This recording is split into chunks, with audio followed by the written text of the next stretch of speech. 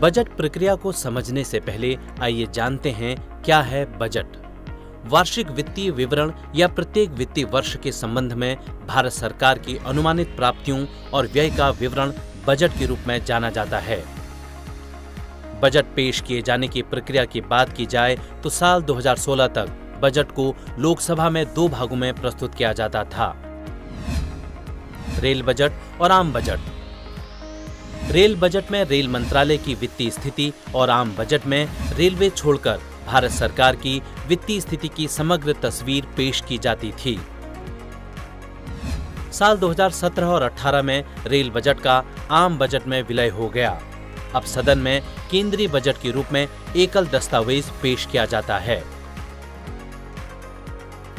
Budget को संसद में राष्ट्रपति की ओर से निर्देशित तिथि को पेश किया जाता है। बजट के पेश किए जाने के साथ ही सदन में मध्यम अवधि की राजकोषीय नीति वक्तव्य, राजकोषीय नीति रणनीति वक्तव्य और मैक्रो इकोनॉमिक फ्रेमवर्क स्टेटमेंट्स पेश किए जाते हैं।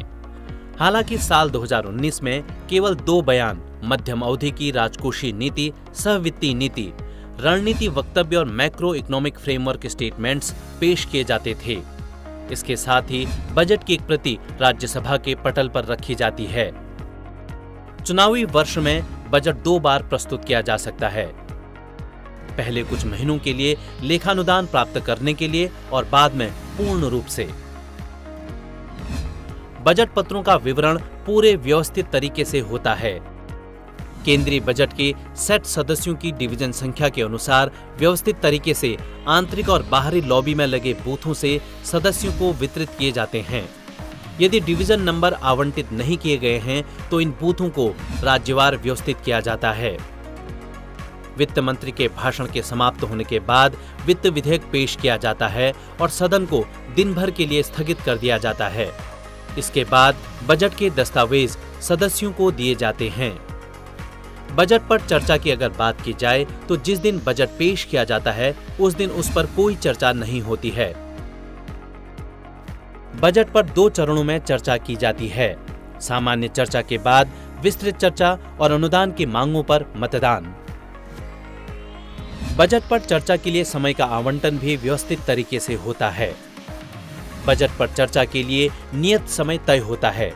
इस दौरान अनुदान की मांगों, विनियोग और वित्त विधेयकों पर चर्चा और मतदान होता है। सामान्यतः सभी मंत्रालयों और विभागों से संबंधित अनुदान मांगों पर चर्चा नहीं हो पाती है। ऐसे में कुछ मंत्रालयों के मांगों को गिलोटिन किया जाता है, यानी बिना चर्चा के मतदान किया जाना। संसदीय कार्य मंत्री बजट पेश हो जाने के बाद कुछ मंत्रालयों के लिए लोकसभा में पार्टियों के नेताओं के साथ बैठक करते हैं। इस बैठक में लिए गए निर्णयों के आधार पर सरकार कार्य मंत्रणा समिति के विचारार्थ प्रस्ताव को आगे बढ़ाती है। कार्य सलाहकार समिति प्रस्ताव पर विचार करने के बाद समय आवंटित करती है और उस आदेश की भी सिफारिश करती है जिसमें मांगों पर चर्चा की जा सकती है। चर्चा के क्रम में कोई भी बदलाव करना आमतौर पर सरकार पर छोड़ दिया जाता है।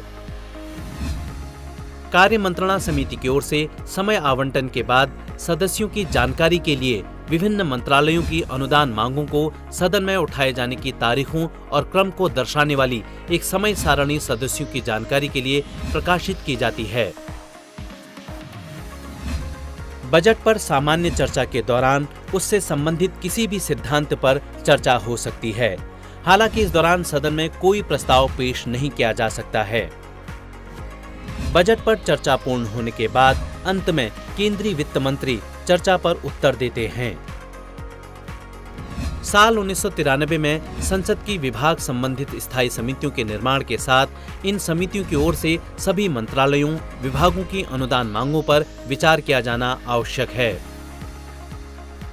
बजट पर सामान्य चर्चा समाप्त होने के बाद सदन एक निश्चित अवधि के लिए स्थगित कर दिया जाता है। इस अवधि के दौरान समितियों द्वारा मंत्रालयों, विभागों की अनुदान मांगों पर विचार किया जाता है। इन समितियों से अपेक्षा की जाती है कि वे अधिक समय मांगे बिना निर्दिष्ट अवधि के भीतर सदन को अपनी रिपोर्ट दें और प्रत्येक मंत्रालय की अनुदान मांगों पर अलग रिपोर्ट दें। अनुदान की मांगों को वार्षिक वित्तीय विवरण के साथ लोकसभा में प्रस्तुत किया जाता है। इन्हें आमतौर पर संबंधित मंत्री सदन में पेश नहीं करते हैं। समय की बचत के लिए इन्हें लोकसभा अध्यक्ष ही प्रस्तुत करते हैं और पारित करवाते हैं। अनुदानों की मांगों की मात्रा को कम करने के प्रस्तावों को कट मोशन कहा जाता है। कट मोशन का उद्देश्य किसी खास मुद्दे पर ध्यान आकर्षित करना होता है। कट मोशन को 3 श्रेणियों में वर्गीकृत किया जा सकता है। पहला, नीति कटौती पर अस्वीकृति, दूसरा, अर्थव्यवस्था में कटौती और तीसरा, टोकन कटौती। बजट के दौरान गिलोटिन का भी खास महत्व होता है। अनुदान मांगों पर चर्चा और मतदान के लिए आवंटित दिनों के अंतिम दिन अध्यक्ष अनुदान की मांगों के संबंध में सभी बकाया मामलों को निपटाने के लिए पेश करते हैं। गिलोटिन अनुदान की मांगों पर चर्चा समाप्त करता है। अनुदान मांगों पर चर्चा के संबंध में विभिन्न मंत्रालयों और विभागों के वार्षिक प्रतिवेदन और परिणाम बजट की प्रतियां सदस्यों के अवलोकन के लिए पुस्तकालय में रखी जाती है। साथ ही कुछ प्रतियां प्रकाशन काउंटर पर भी रखी जाती हैं। बजट पर सामान्य चर्चा के बाद लोकसभा में वोट ऑन अकाउंट पारित होता है।